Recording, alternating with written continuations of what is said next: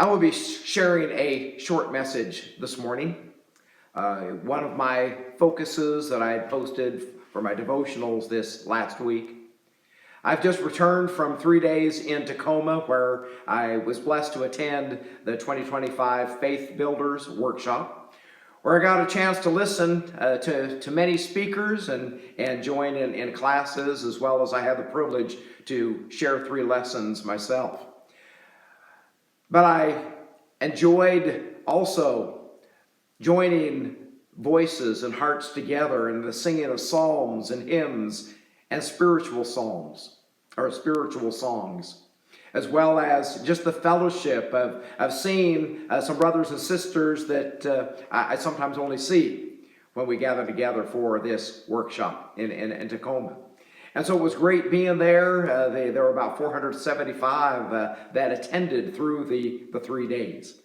And so my voice is almost gone with all the visiting, all the singing, and even sharing in my lessons. So just sharing a short focus this morning.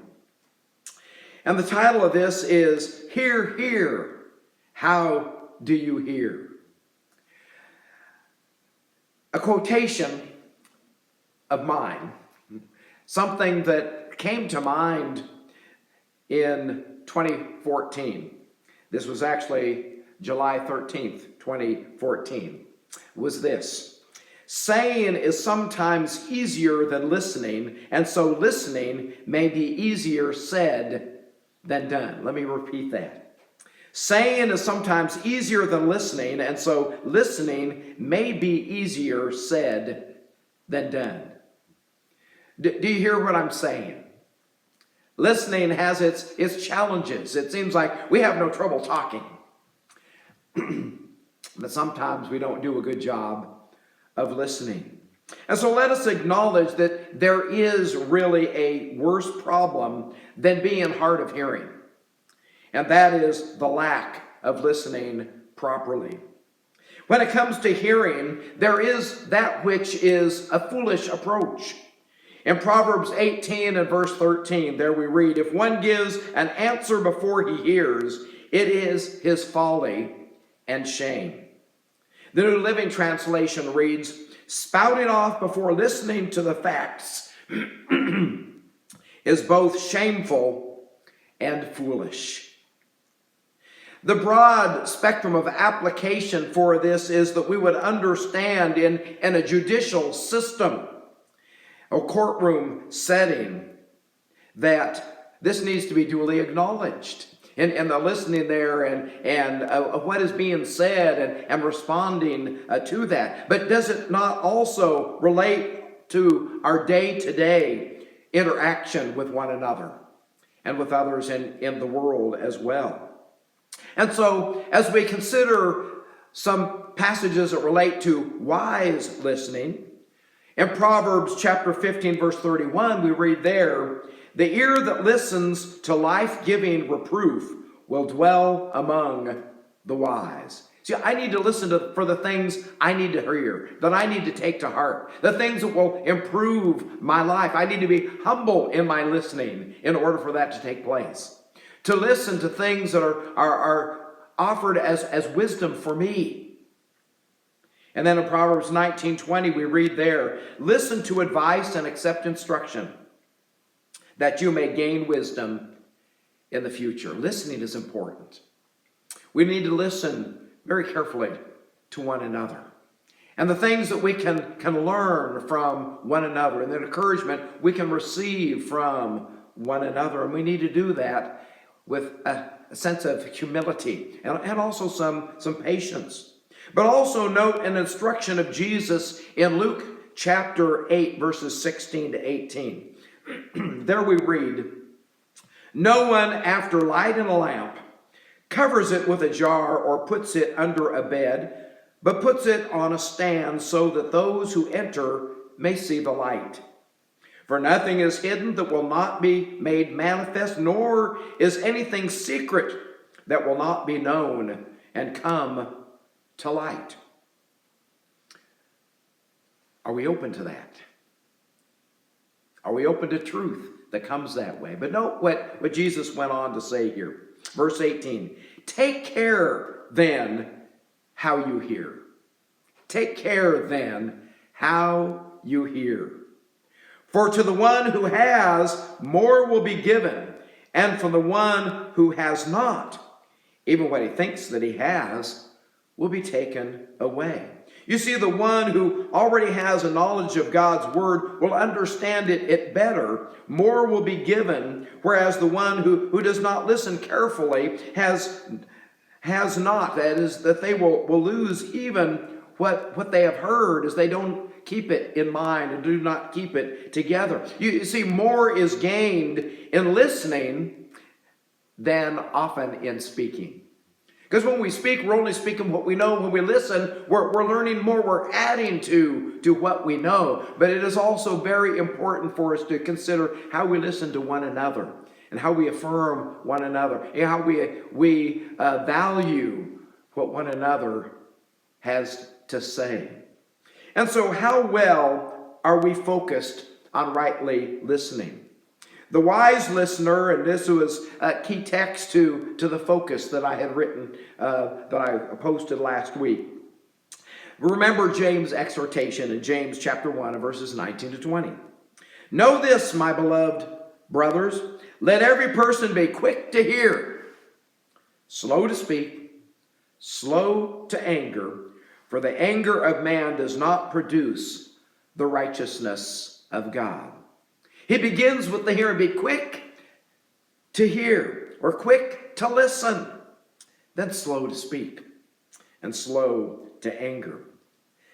What does our quickness then relate to? Jumping to hear and not speaking too quickly protects us from jumping to the wrong conclusions and into then perhaps even an angry response.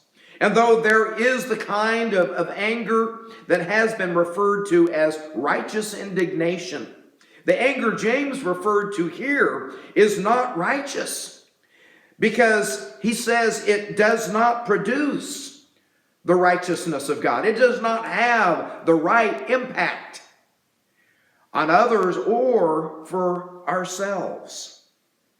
Therefore, we are to engage in righteous, that is, right listening in our interactions with one another especially, but even listen to the world so that we do respond in the best manner, in a proper manner. And so, the not so wise listeners, and perhaps to become a righteous listener, it would help us to understand what kind of listeners we ought not to be. And so I want you to consider this list that I included with this focus that is composed of the wrong kind of listeners. And if you're viewing this on YouTube, or you click on this for YouTube, then you can click on a thing to see this list also there attached to it, where you have an outline. And so this is this list. I'm not sure of the original source of this, but I think this is good to be mindful of. The mind reader. Don't be the mind reader. That is the one who hears little or nothing because they are thinking, what is this person really thinking or feeling? You know, they're analyzing instead of listening. Or the rehearser. This is the one who tunes out the speaker while doing mental tryouts for, here's what I'll say next. Or the filterer. This is the one involved in selective listening, hearing only what they want to hear. And then there's the dreamer. This is the one allowing their mind to drift off during a face-to-face conversation, placing themselves in the embarrassing position of having to ask, what did you say? Or would you repeat that? Or the identifier, the one who refers everything to their own experience, and so probably not really hearing what has been said. Our experiences aren't all alike. And so let's be careful of trying to parallel them. Listen to what the other individual is saying about their own experience as we try to sympathize or empathize or encourage them. And then there is the the comparer, the one who gets sidetracked, assessing the messenger and thus missing the real message. And then there's the derailer. This is the one who changes a subject too quickly, thus revealing to the other there is little or no interest in what is actually being said. And then there is the sparrer. This is the one who belittles or discounts what is said and thus falls into the same class as the derailer. And then there is the placater. The placater is the one who agrees with everything heard just to be nice and to avoid conflict. This does not necessarily make one a good listener. Though it may seem kind, it does not necessarily make a good listener. So being a good listener with a genuine interest in others will help us respond in the most beneficial ways. When we are seen as such, others are actually more likely and willing to give us their ear as well. It'll open up the door for the best two-way conversation that can actually take place. And though many speech classes have been taught, let us focus to fall into the class of righteous listeners as we are quick to listen, slow to speak, and slow to become angry.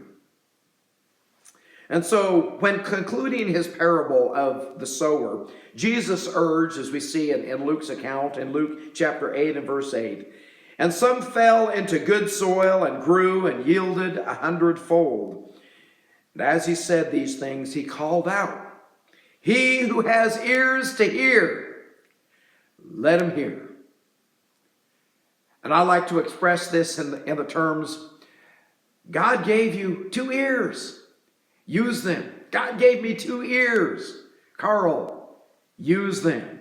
Let us learn to be better listeners for our sake, but also for the benefit of our relationships with others. And so let us learn to be the listener that others truly need. And hopefully then we will find ourselves in the company of the listeners we need as well.